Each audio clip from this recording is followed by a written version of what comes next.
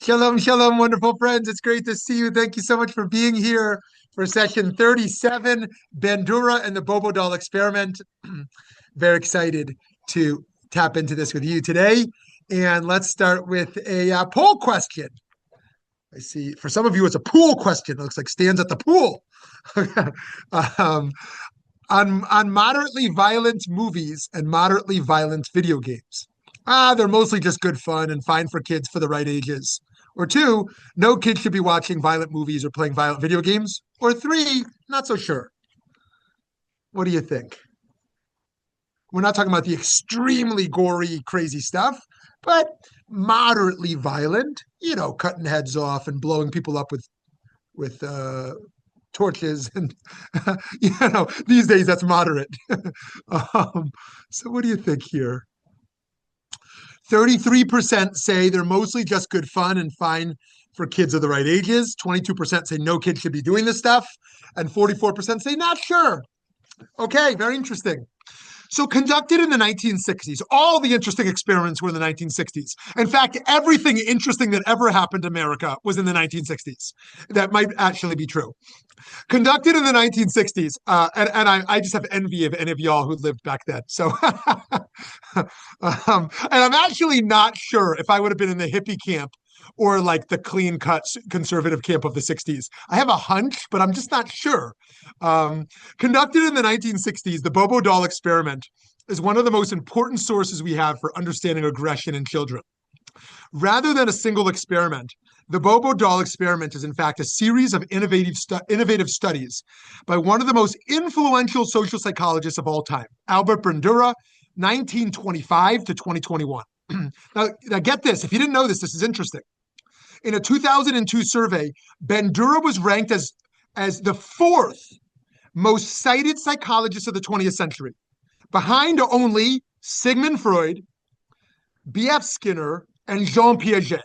So that's the level of Bandura, right? Freud, Skinner, Piaget, and Bandura, but he's the least known, of course. At the time of his death, Bandura was the most cited living psychologist in the world. Bandura is best known for his series of studies that demonstrated how children observed aggressive behavior are more likely to act aggressively themselves. The studies came to be known as the Bobo doll experiment, named for the central figure of the study, an inflatable doll named Bobo. Remember when dolls look like that? Painted to look like clowns, Bobo dolls were large, 3 to 5 feet tall, inflatable dolls that were bottom weighted such that they would return to an upright position when knocked down. The test subjects in the initial experiments were preschoolers at Stanford's nursery school. They were divided into 3 groups. One group observed aggressive adult behavior, another group observed non-aggressive behavior, and the third group was not exposed to any behavior. The first group of children watched an adult verbally and physically abusing the inflatable Bobo doll. The behaviors included punching the doll in the nose, kicking it, throwing it around the room, even hitting the doll in the head with a mallet. When this group of children were given the chance to interact with the Bobo doll themselves, they copied the adult's violent behavior, mimicking the acts of aggression they had witnessed. The children were observed to abuse the Bobo doll, both physically by kicking, punching, throwing, assaulting with a mallet, and verbally, statements such as, sock him in the nose, and pow. Not only did they accurately imitate the behaviors of the adults, the young children also demonstrated ingenuity by coming up with novel acts of aggression to unleash on the Bobo doll. By contrast, Bandura and his colleagues found that the groups of children who watched an adult interacting peacefully with the doll or were not shown any adult interactions with the doll demonstrated significantly less aggression. This seems obvious, right? These children often chose to ignore the Bobo doll altogether, instead playing with other toys in the playroom. The results of the experiment were gendered. Boys were more likely to act aggressively after an adult man demonstrated aggression. The same was true for girls observing women, although the results were less drastic, right? So if a boy saw a woman doing it, it was less influential. If a girl saw a man doing it, it was less influential. But if a boy saw a man or a girl saw a woman, it was gender aligned, but again, less drastic with girls. The Bobo doll findings had tremendous implications for learning theory. Classic behaviorism, the kind espoused by the great psychologist B.F. Skinner, operated under the tenet that behavior was shaped by reward and punishment. We talked about that in session 1. If a behavior is rewarded, it will persist or increase. If it is punished, it will decrease or desist. However, the Bobo doll experiments showed that the behavior of children is not only shaped by how adults interact with the child, but by what the child observes. Later experiments showed that the child could also be influenced by merely observing the adult be punished or rewarded for how they interacted with the doll. This is the foundation of social learning theory, which explains human behavior through external environmental factors rather than innate or psychological ones. It asserts that people primarily learn through observation, imitation, and modeling after others. By the way, one of the top 20 disturbing things in America right now is impunity. The sense that there are people who are powerful who can do horrific things and not be held accountable. And I think children are learning from impunity and are taking note that if you have certain power, that you can really do what you want.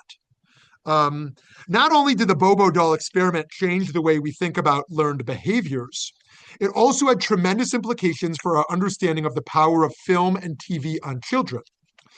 This is because Bandura and his colleagues found similar results whether the children watched the adults in real life or on a screened videotape. In one of the experiments, 3 groups of children watched the same film in which adults pummeled the inflatable Bobo dolls in various aggressive ways. The only difference was in the ending. For 1/3 of the children, the film ended with the adult aggressor being rewarded. For the second group, the film ended with the adult aggressor being punished. The final group saw a version of the film in which there were no consequences at all. All the children were then brought into a playroom filled with various toys, including the Bobo clown doll. Children who saw the violent behavior either rewarded or without consequence were much more likely to beat up the Bobo doll than children who saw the aggression of adults being punished. This showed 2 important things. First, as we've already established, that the children's behavior was affected not by how they themselves were rewarded or punished, but by the way they observed in the adults. This process is called vicarious reinforcement. The second implication of this study became part of the mainstream debate around violence on TV, movies, and video games. That vicarious reinforcement of observed aggression was evident in the children, whether the violence was observed in real life or if it was witnessed on a video recording. So curious, actually, there's a book one of my boys likes right now that I'm reading to him about a violent video game. He's not playing a violent video game, but it's about a boy being absorbed into the video game and is then kind of, violently engaged within the video game, but it's a book. And I'd be curious if there's studies on that as well. Indeed, the effects of violence on film was shown to be just as long-lasting as in-person violence. Of the children who displayed violent behavior immediately after being shown the videotape, 40% exhibited the similar aggressive behavior towards the Bobo doll after 8 months. The prevailing Freudian theory of catharsis at the time suggested that watching violence would drain the viewer's aggressive drives, right? Through the catharsis, the release of seeing it witnessed. However, the opposite was found to be true. Seeing the Bobo doll treated aggressively seemed to encourage those tendencies in the children. Not only that, but a 1963 iteration of the experiment found that the results were similar, whether the violence on film was with actual people or cartoon characters. The Bobo doll experiments emerged at the beginning of a debate that still rages today. Does violence in the media result in more violent behaviors for children, and should the government be doing anything to intervene? Those who believe that violence in TV, film, and video games should be regulated by the government or at least restricted by parents cite not only Bandura's experiments, but other longer-term studies. One such study, a 15-year longitudinal study that began in 1977 with children who were at the time 6 to 9 years old, revealed that exposure to violence on television not only correlated with aggression throughout the children's youth, but also in adulthood. Unusually, there were no gender differences, i.e. the results were the same for male and female subjects. In the 60-odd years since the Bobo doll experiments, our daily lives have become saturated with violence in TV, film, and more recently, video games and social media. Whatever the effects of viewing violence and aggression, children growing up today will be feeling them more acutely than ever. On average, children in the US spend approximately 3 to 4 hours every day watching TV, with over 60% of those programs containing some violence and 40% containing what is considered heavy violence. That does not even take into account other media such as video games and social platforms. Naturally, there's criticisms of the Bobo the doll experiments. Everything from its world applicability to the experimental methods used. For one, critics have pointed out that acting violently towards a doll in a lab setting differs significantly from violence against another human being in an actual real-world setting, especially one in which the human victim is evidently hurt or upset. Some critics have also posited that the children were less interested in mimicking the violence of the adults, that they were attempting to please the adults. After all, at no time were the children led to believe that they were actually hurting the inanimate doll. Other researchers tend to emphasize the importance of genetics in understanding the aggressive behavior of children. As a starting point, it's worth noting how common it is to see aggression in children. Temper tantrums, for example, are normal in preschool-age children. Speaking from an evolutionary perspective, aggression is generally considered an adaptive trait in terms of obtaining and defending various resources. This means that a certain level of aggression continues to be positively maintained in our genetics. Of course, excessive and persistent aggressive behavior is a problem, but this too is common. In fact, excessive and persistent aggression is the most common behavioral problem cited in psychiatric referrals for children, comprising 64% of such referrals. Research has shown that genetic factors account for 50 to 60% of the risk for high aggression, which would seem to limit how much we can blame TV for a child's behavior. That said, there's always interplay between genetics and the environment, and the exact nature of this interplay remains especially elusive when it comes to aggression and its development. So some of y'all know that I'm very involved in child welfare issues. And right now I'm actually flooded with a number of cases. The most disturbing of them all is the first time I've been called by a teenager herself saying, will you find a family for me and for my younger siblings? A complicated case. In any case, when we're trying to find families, the most common concern is in utero. Was there alcohol used in utero during pregnancy? And if there were drugs, which ones and to what extent? Concerned about, FAS and stuff like that, fetal alcohol syndrome. The second biggest concern in my experience is around sexually deviant or, physically aggressive behaviors in terms of whether a family feels equipped. Anyways, lots more to say there. One place where you won't find children watching TV is in Haredi homes. Generally, the ultra-Orthodox Jewish world bans TV altogether. According to the legal scholar Rabbi Avadia Yosef of the Sephardic world, it was forbidden so much as to own a TV. One of the reasons given for ultra-Orthodox attitudes to TV is they call it leitzanut, or in Ashkenazic pronunciation, leitzonus, scornful, mocking, or dismissing important things as being worthless, right? You should volunteer, you should learn, you should, spend time with your family. Don't waste your time with frivolous things. My sense is that the Haredi prohibition against media such as TV and internet-connected smartphones is primarily motivated by the potential sexual content more than the violent content. Right? Sexual influence is considered almost uncontrollable, whereas the violent content, there's lots of critiques of Haredi society. Being a violent society is not one of them. They're not particularly militant. So anyways, as well, there's a more general desire to limit outside cultural influences. I've heard violent content mentioned less as a religious rationale for prohibiting media, but I do think it is at least somewhat of a factor.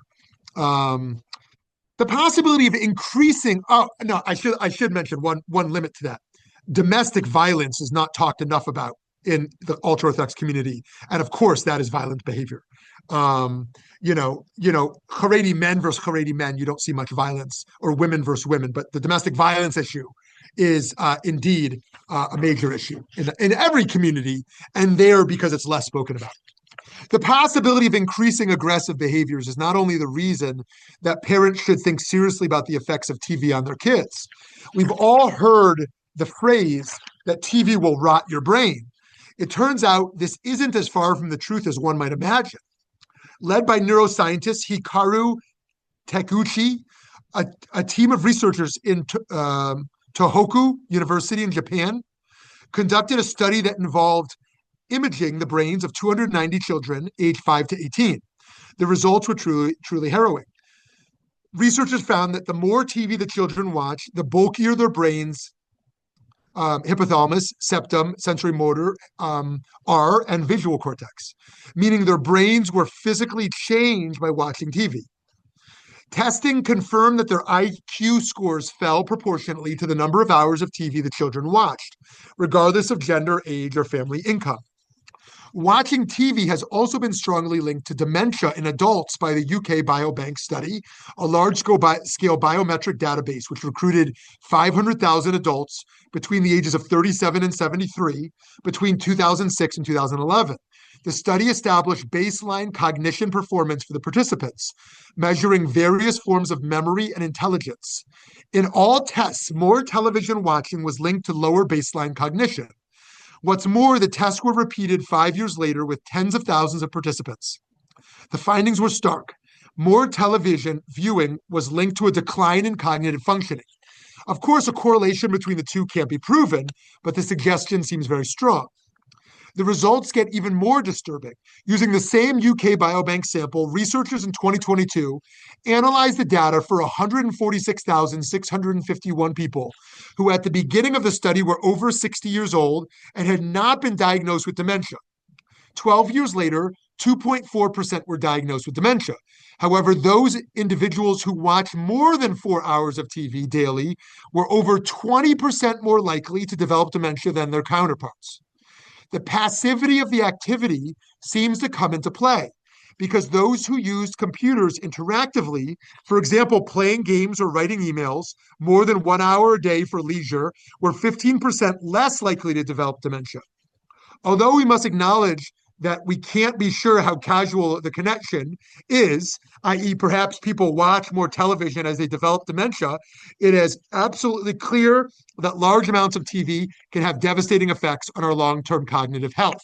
Now, if you're like me and you want to convince some people to stop watching Fox News all day, and you find that the tactic that the news outlet is full of lies is not working to get them off the TV, you might try the dementia approach. Now, if Fox News files a lawsuit because they're watching this episode closely, Stan, I hope you're holding on to your law license, or Ken, that you can renew yours, because I'm not sure VBM can put up a fight against Fox News. In any case, that's enough said about that. And by the way, that was an AI generated voice. That was not Shmuly Yanklowitz who just said that, and it can't be proven. That said, I do not think it is realistic to encourage people to abstain entirely from watching television. Rather, I suggest finding a middle ground. I think it's reasonable to own a television for watching shows and films as long as we're using a fair amount of discretion, both in terms of taking into account what content is valuable and what is damaging, and in terms of limiting the number of hours children are watching TV every day. Learning moderation as a child will also serve us as adults. After all, adults are also susceptible to the pull of television, especially given the escapist entertainment mentality of society today. Also, it's worth noting that TV is just better than it's ever been. Yes, the 1960s were great, but 60s television compared to Netflix and Disney Plus and Hulu and whatever else is out there, especially because Ted Lasso's new season might come out. I'm a little biased. I don't watch TV very much, but I did watch Ted Lasso. I did watch The Good Place. Maybe you have another suggestion for me. I like Happy TV. Happy TV. So if you have any suggestions, I'm open to it. Although the sages of the Mishnah were certainly not speaking about TV, the way they weighed in on reading secular texts can shed some light on what a Torah perspective on TV might be, right? Because secular texts have existed for thousands of years. TV is only, a century old, less than a century old. So the Shulchan Aruch teaches that one cannot read secular books lest they cause the masses to sin. However, it's generally the practice to be lenient in this. And indeed, in his commentary on the Shulchan Aruch, the Mishnah Brura, Rabbi Yisrael Meir Kagan, taught that secular books are permissible if they teach morals and fear of heaven. If we want to consider a halakhic approach to violence on TV specifically, we might consider what the rabbis of the Talmud taught about the permissibility of Jews watching the bloody spectacle of gladiators. If you were here last week, I'm going to repeat something we said last week, but I think it pertains here as well. Most of the rabbis agree that it's forbidden because of leitzanut, again, to attend the gladiator fights. Jews were gladiator fighters. Jews were in the crowds of gladiator fights. We know that well. There were, somewhere between 6 to 10 million Jews in Roman Empire, and they were on both sides of it as slaves. And also, as we mentioned, Reish Lakish, one of the great sages, was a gladiator. After all, those cruel Roman arena games certainly scorn the sanctity of life. The movies may make it seem like all the gladiators were professional fighters, but in reality, alongside the professional gladiators, there were untrained slaves and oppressed people who were thrown into the ring for entertainment. The Jerusalem Talmud forbids attendance, calling anyone who goes to such a game a shedder of blood. Historically, we do know that there were Jews in attendance of gladiator games. A dissenting opinion is given again by Rabbi Natan. Says it's permissible to attend the games and gives two reasons as a reminder. First, a Jew who attends the games might be able to scream out of mercy that one of the gladiators should not be killed. In the ring, victorious gladiators would kill their victim based on the thumbs up or thumbs down of the crowd, or of the emperor, who in turn was listening to the desires of the crowd, meaning a Jewish spectator could influence the outcome to avoid death, in theory. The second reason given by Rav Natan involves Jewish gladiators. It comes as a surprise to some that indeed there were these Jewish gladiators, people who had sold themselves into service to pay off a debt, for example, the great Reish Lakish. Rabbi Natan asserts that if a Jewish gladiator is killed, the Jews present will be able to witness and testify he's dead. Thus, his wife can remarry. Halakhically, a widow can remarry only if the body is recovered, which is very unlikely in the case of a gladiatorial game, or there are two witnesses that testify to the husband's death. Therefore, having Jewish witnesses in the crowd would ultimately prevent a Jewish gladiator's widow from becoming an aguna, a chained woman. So personally, I'm convinced by Rabbi Natan's approach that there's mitigating certain considerations. If we extend this to film and TV, we can say there may be educational or artistic content that is really valuable that happens to have some violence in it. It may be the case that the value is good enough that we expose ourselves to a certain amount of violence, not because we just find entertaining people killing each other. That doesn't seem very meritorious. That said, the general prohibition of the rabbis is also instructive, that you are in a way complicit in an industry that you watch, and it's dangerously easy to be desensitized to violent modes of entertainment. We see such conversations around violent pornography as well. Some people extend it to all pornography around being complicit in an exploitative or violent industry. While it's true that we most often hear the Bobo doll experiment cited in relation to violence and media, the broader implication of the studies is the power of role models. Consistently in each of the experiments, children act in imitation of the adults around them. This calls to mind the famous teaching from Piaget regarding role models. Make for yourself a teacher, acquire for yourself a friend, distance yourself from a bad neighbor, do not befriend an evildoer. Friends, to conclude, the power of role models and social influences is well established when it comes to adolescence. Unfortunately, the main influence in society today is what we call influencers, by a whole group of people that have that career. Remember the game of life that many of us played as kids or played with kids? They have a new version, and one of the careers in the game of life is influencer, right? It's also true for adults. In a study of 4,000 early to mid-career adults, it was found that those who reported experiencing positive mentorship were over 15% more likely to say their career is fulfilling, 20% more likely to feel established in their career, and 21% more likely to have a career that pays enough. In fact, a big part of the case for Torah learning is exactly that. After all, Torah learning takes us away from some of the frivolity of the entertainment industry and Bittelsman, just wasting time. Instead, Torah learning is a sincere attempt to learn from positive models from our history, not only the sages in the text, but also people in the Beit Midrash right here. Your teachers, your friends, your peers. To conclude, Bandura illustrated that we are shaped by the influences around us, be they in person or on screen. We might keep this in mind as we consider what and whom we are watching. Okay, friends, I'd love to open up the conversation about social influence around TV and books and society and how you're thinking about these issues today. Hi, Stan.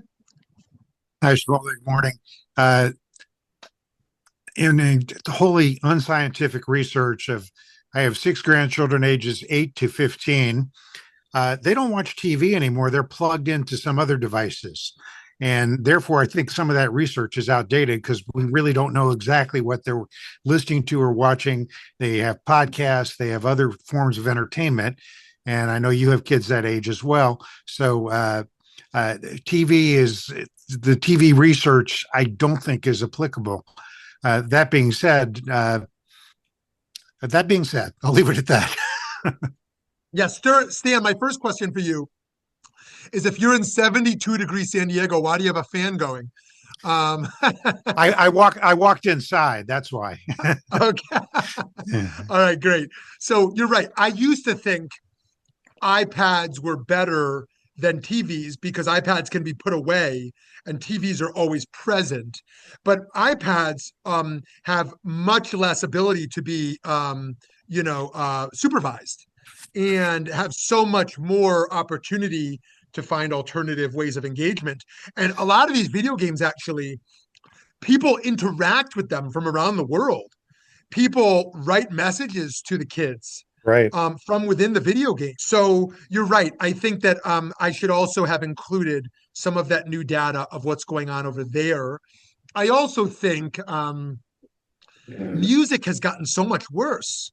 I don't know if it's appropriate to critique the rap industry in general, because I'm not sure if rap is still considered, largely from within Black culture, and so I'm not sure if it's like a misplaced white critique. Maybe someone wants to weigh in on that, but I do feel like rap culture, which my white 12-year-old daughter is really into, has just so much more violent lyrics than the non-rap music she likes. And that's also disturbing to me, the power of music. And the words she says, I mean, not to be sure, to be clear, her favorite rapper is Eminem. And that's a white dude, so it's not, so anyways, yes, Dan, thanks for weighing in on that. Let's go to Aglaya and then Janie. Okay, so first I'll just throw this out there about rap music. Okay, just throwing this out there. Okay, because recently now I'm a fan of all kinds of music and everything though. And one of the things about rap music is that like some of the biggest fans, even from the beginning, were, white kids, young white kids who felt like alienated for whatever reason. And the violence in it though, like that's where you get into the whole thing about, well, realistically though, is this someone's life you're talking about? So are they like saying, do they have violent lyrics just for the sake of having violent lyrics just for entertainment purposes? Or are they actually going through like an autobiographical exercise in which they're speaking about the reality of their lives? At that point, I'm kind of looking at it from the perspective of age appropriately. Some kids can handle being aware of just how, like basically, shady someone's life is. Now, Eminem is a completely different story and everything, though. But I'll be honest about Eminem, though. I was a fan of Eminem back in the day. Okay. But I signed up to write an essay about a heavy metal band recently. So, the fans of heavy metal music in the room, okay, that would be just me. But anyway, though, but see, that's the thing, though, is that it's all expressive of something. It's not necessarily done for the purposes of just being stupid. Now, throwing this out there also, okay. So one of the things that I do with my boyfriend is, like we sit and we watch TV shows that he was into and stuff like that.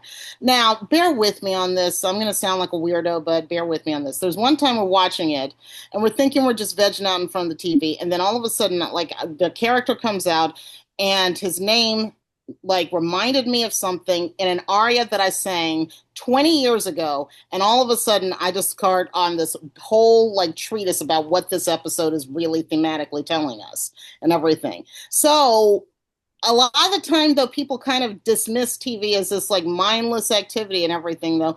But then we ended up having this long like discussion about like what are the deeper meaning, what is like being communicated here. I see no difference between doing that or my analyzing, like the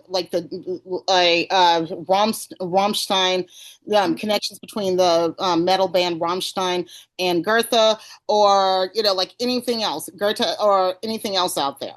Okay, so consequently, though, I mean, I kind of think that, well, yeah, I mean, kids, there are times when you have to actually expose kids to, okay, this is reality, this is your reality, and this is someone else's reality. And someone else's reality might be a lot more violent than yours. And, hey, that awareness actually could help them. And then another thing, though, is that, well, you know, I mean, I understand that TV is associated with vegging out and just, but it doesn't have to be. And so I kind of think maybe there's like another way to look at it. I mean, I get what you're saying about like people are influenced by things and stuff, but what if, I mean, what's the responsibility on my end for how it influences me? Can I sit there and analyze it and say, okay, this episode is actually violent, but it is actually saying this about violence versus just sitting there and taking it at face value? So, Great. Okay. Really interesting insights there, Glea. Thank you. I appreciate that. Janie. I'm I'm going to kind of put a very simplistic spin on it. And I think the experiments with the Bobo doll kind of cemented that for me. I mean, you can talk about media, you can talk about the dolls, you can talk about anything that you want to, but what it boils down to me is the mentor figure or parent and those values. Now, James Baldwin said, and I love this part about him, that you can take your upbringing as an example or the model for what you want to be, or you can say, this is not what I want to be. So that is a personal decision with someone who has the opportunity and the ability mentally and personally to make that decision.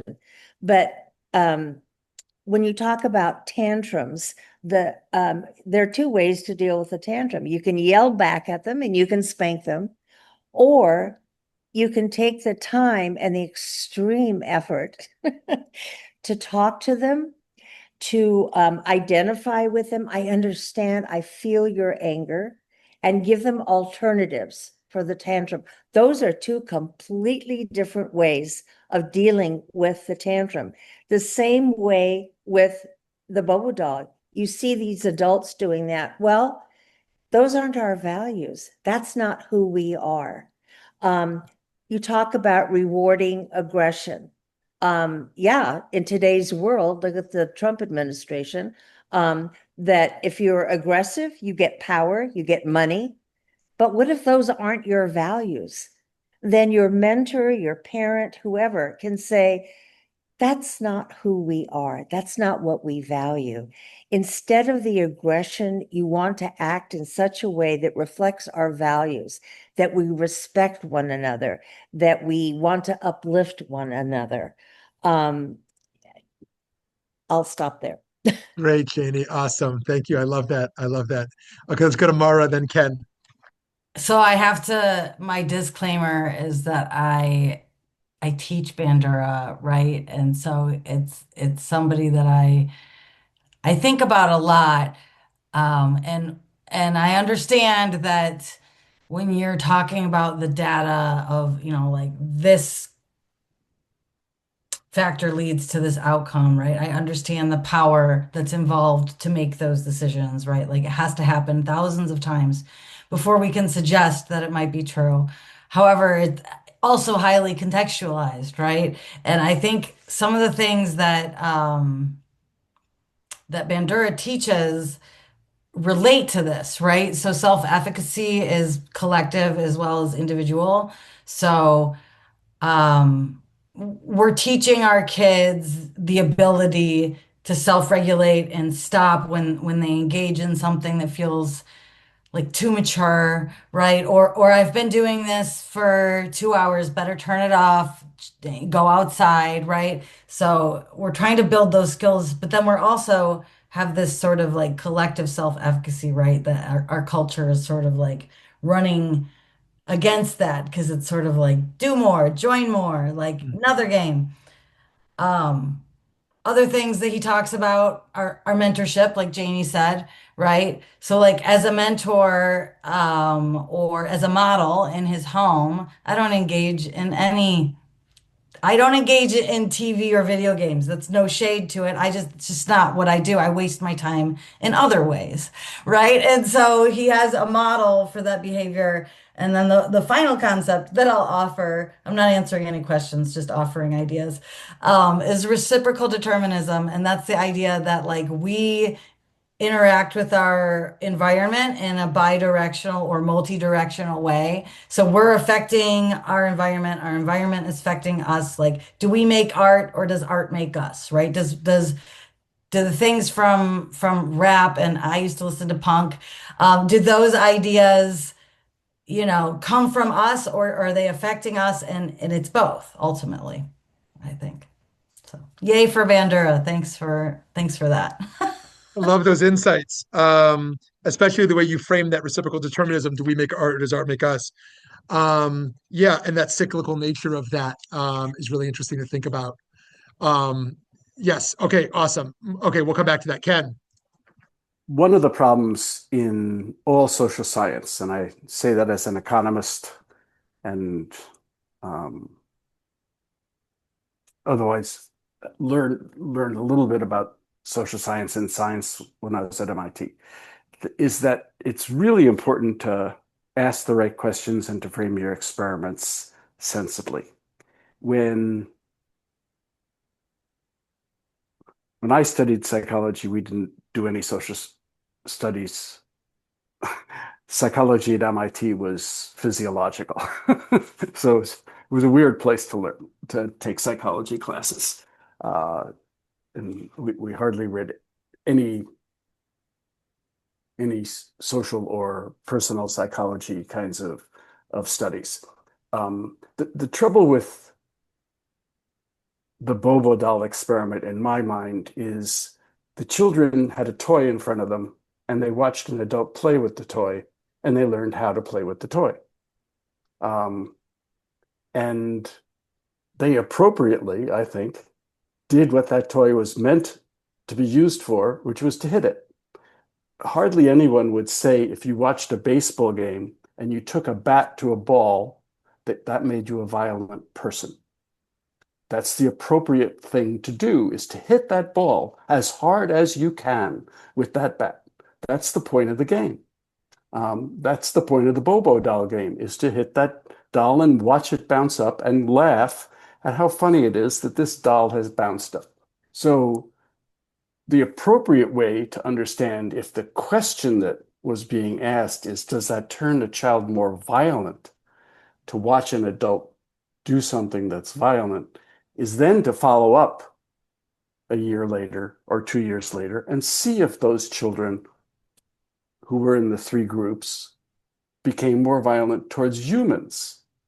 But until you do that, you have no idea what the effect is of that game, because that was what that was. It was a game to the child, no different than any other game. And it's so the formulation of the experiment is really important, and it's very, very difficult because of all the influences that that Mara just talked about, and that are reciprocal and very complex in a society. So and a lot of that is as you explained, is the trouble and the difference between correlation and causation. Is that we have no idea, really, without really complex data sets, to understand what real causation is in psychology. Now, is electronic entertainment a net gain or a net loss in society? I think, from my personal perspective, it's a net loss. We would probably be better off if socially, if we never had a social network, if we never had ways of communicating easily over the internet, if television had remained 3 channels, or not existed at all, we probably would be more social people. I mean, we now live in a world in which the only time other children see other children is at school. That they don't play as much as they used to, especially as teenagers. They spend more time communicating with their cohort over their devices rather than in person. Personally, I think that's very sad. I have no scientific basis for knowing whether that's sad or not, but as a personal matter, I think it's a sad state of affairs that we don't interact in person as much anymore. So that's my reaction. Good. Okay. Thank you, Ken. And we'll leave that for folks to engage with on the social media front, and a number of other insights you had. And I think your point around the appropriate play is an interesting one. Now, I hope people will push back against me if they think I'm too narrow on this, but I really am very disinterested in like ultimate fighting, these types of competitive violent sports that are beyond violent in terms of what these guys do to each other. And I've asked kosher restaurants to turn these off the TVs. I regularly find in kosher restaurants that these types of ultimate fighting matches are on TVs. I have no idea why, and what that says about what's going on in the religious Jewish culture right now. But I saw it at the JCC recently, which I also thought was inappropriate. Again, push back if you think that this, martial arts, I think, can be really powerful. Martial arts as a certain skill that is not meant to kill someone. Well, I mean, maybe if used, but as a competition. But these types of ultimate fighting, what they do to each other is just beyond. So yes, appropriate play with a doll, appropriate play with a ball, appropriate play as it relates to fighting is a kind of an interesting other question. Okay, let's go to Janie and then Aglaya, assuming those are new hands. Yeah, I'm going to Yeah. take issue with Ken on the appropriate play. I think the Bobo doll is very different from baseball and bat because the Bobo doll had a character on it. If that punching bag had been like a punching bag with no face, no character on it, that would be different. but it was it gave a human aspect to it. The baseball bat, I mean, the baseball has no face on it. It's not a person. So I think there's a very big difference there. And just inserting some humor here. I bought a voodoo doll that is very interesting. And I'll show it to you. I hope you can see it. Oh, there, you see? It's a POTUS. And I took it to my breakfast that I have once a month with about 20 other women from LD 12. And they very joyfully stuck their voodoo pins in the voodoo doll. Now, if it had just been a plain voodoo doll with no identification on it, it would have been a completely different feel. I just want to end by saying my 6-year-old granddaughter loves to be on her phone with her best friend, and they have I think it's Minecraft or I can't tell the difference. Anyway, they build these houses together. They have animals together. Oh, you don't have enough dogs. Here, let me give you a dog. I mean, the way they play with it is wonderful. They build a little community and they give and take with each other. I just love listening to them do that. Awesome. Awesome. Thank you, Janie. Aglaia, is that a new hand or old hand? It's a new hand. Okay, So, great. yeah. Okay. Great. So, all right. So one of the things though, like, I've actually observed the kids sitting there playing Roblox and everything like that, though, and they're building up new kinds of community, which basically is sort of like this is what happens when there are technological advancements that, I mean, usually old communities break down, but new communities form that kind of replace them. And the net, you can go into all day about whether or not there are net gains and, like net losses, all that other stuff, though we could go on about that forever. But one of the things that I was actually like thinking about in the whole like situation and everything, like everything that we're talking about though, is that I just remember, okay, so my age group was the age group that a lot of the stuff started coming out about, like, okay, so parents who are abusive, like abusive parents, well, how many of them were abused when they were children, and they just came up with this idea that, hey, this is just how you do it, this is just how you raise children and everything. And then next thing you know, you're seeing kids come in with bruises and everything else like that, and then it's the child's fault somehow and everything. Now, I remember hearing the vast majority of, I was a child listening to the vast majority of adults completely just dismiss all of the research is saying that, that was, speaking about that. And all of them, and I was saying, like, I don't know, I'm not exactly convinced, basically being myself, my little 8-year-old self, I was like, I'm not really convinced. Because I knew my friends were doing all kinds of things that they knew that they're like, that people were going to beat the living daylights out of them for, including me doing it behind their, their parents' backs all the time. So really, honestly, was it making us more compliant? I really sincerely doubt that it was, because I saw all kinds of things going on. But here's the thing, this is what they were convinced about. So one way or another, though, like, I mean, the Bobo doll, in some ways, I had a friend whose father had a Bobo doll in the house, and he would tell my friend's little sister to go and hit it when she was mad so that she wouldn't go and hit other people. So in some ways, the Bobo doll, like, it kind of makes sense that, yeah, then you understand you hit the Bobo doll instead of another person. But on the other hand, though, there's the other side of it, though. But then, still, I don't know, like, why? I mean, I get that for a certain amount of time in her life, it would make sense to have her hit the Bobo doll. But what about when she's like 21? Is she supposed to go and hit the Bobo doll still? And she's 21? I mean, is she supposed to take a Bobo doll to her dorm room in college and hit the Bobo doll? I mean, maybe some people like to do that. I don't know. it could happen.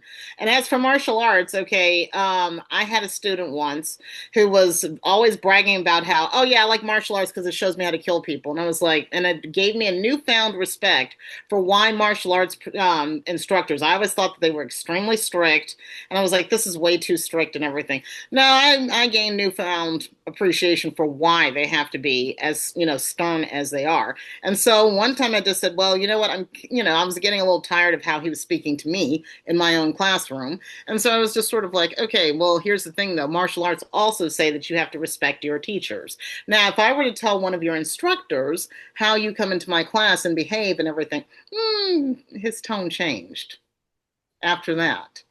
So I don't know. I mean, we're talking about a lot of complicated stuff and everything, though. But I mean, honestly, though, I mean, you could go back on about all of this, net losses, net gains all day. But this is just what we have. So what are we going to do with what we have? So. Hi, Sarah. So the thing I was really interested in your description was the longitudinal study. And I'm not sure quite where they started and how they assessed these individuals to begin with. The thing that fascinated me as you were talking is that you said that there wasn't any difference, if I heard correctly, between the males and the females in terms of the violence that was distributed. Am I correct in what I heard? Because I thought, oh Yeah, my God, we really have come a long way, baby. I'm sorry, go ahead. We really have come a long way, equality. Finally, we've been looking for women's equality for a long time. And now in this study, it looks like women can be just as violent as men longitudinally. It's not a pretty picture. I would love to find all of us living in a very different world, in a very different way. What I remember learning from Marshall Rosenberg and his nonviolent communication was just that, children model their behavior on not only what they see, but what is done to them. So that when someone bigger and stronger abuses them, they then perpetrate the same thing on someone smaller and more vulnerable. And when we teach them another way of coping with all of the feelings that children have, as well as adults have, then we've given them a great gift. And of course, like you, I am spending a lot of time as a CASA with children with pretty serious difficulties. Whether it's someone that I have for 6 years who then ages out and, has been in multiple institutions because she cannot control her violent tendencies and acts out because that's not only what she got growing up, but because she's remained institutionalized from the age of 8 to 10 years old until she's 18 when the system finally had to let her go. And no matter how much training she had with all of the modalities of training, until she was out and, discovered that, the first 2 weeks that she was out of the system, she was arrested, not only in Indiana, but also in Kentucky. And, it's like because of her violent behaviors. And that indeed, in the world, it just doesn't work. So I don't know that there's any answers. I certainly know I spent a lot of time watching TV as a kid, and now I think, oh my God, what would my IQ have been if I hadn't watched TV as a kid? In fact, when I came into our house in 1951, my brother was busy watching TV and wouldn't even look up because, either Davy Crockett, somebody was on the, like there was some cowboy movie, I'm sure, or cowboy show on TV. And so he couldn't be bothered with some little thing coming in the house. And you know, what does it mean? I think the thing that I see that disturbs me more than anything else about all the screen time, aside from what it's doing to bodies physically, and the amount of what I'm seeing as horrendous postural deformities that are only going to get worse. That scares the crap out of me as I watch. But just the lack of social interaction. You know, when two people are on a date and they can't even look at each other because they're so busy looking at their phones. It's like, why did you even go out on a date together? That part really, really saddens me. And like Janie, I don't know, when I look back, what life would have been like without all of that playtime with all of the kids in the neighborhood.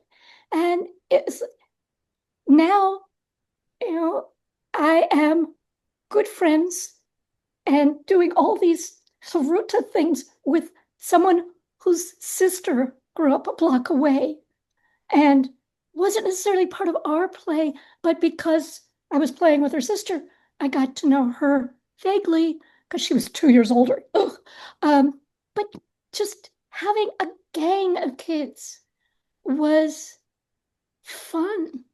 It was entertaining. We owned the neighborhood, and everyone was watching out for us. And I guess indeed there should be a lot of stranger fear, but when there is a whole gang of kids, it's harder for strangers to have a serious impact on any one of those kids because we're all alert and oriented. So that's me. Thanks. Well, thanks, Sarah. And I'm not sure whatever TV watching you did as a kid had any negative impact on your IQ or character or the like. So I really don't think so. But one comment and then one question. The actually, I'll just go to the question first. The clarifying question. I want to make sure I understood one thing you said, which is that I think you might have implied, but I might have misunderstood, that it's almost a sign of gender equality progress that women now have an equal outlet to manifest their aggressiveness. And I wasn't when you said, was look how ironic far we've that come. it was just one of those things that hit me. It was like, my goodness, look, there's gender equality. We're just as violent as men. Isn't that Right. wonderful? Right. So no, I was being a bit ironic. Yeah. Okay. Yeah. So yeah, it's interesting. So okay, there's so much more to say. And as always, I love learning from you all. So thank you for this. And I look forward to seeing you next week. We'll be talking about the Good Samaritan and kind of flipping to the opposite end of altruism, from our violent natures. So I look forward to seeing you then if you can make it. And otherwise, have a great day.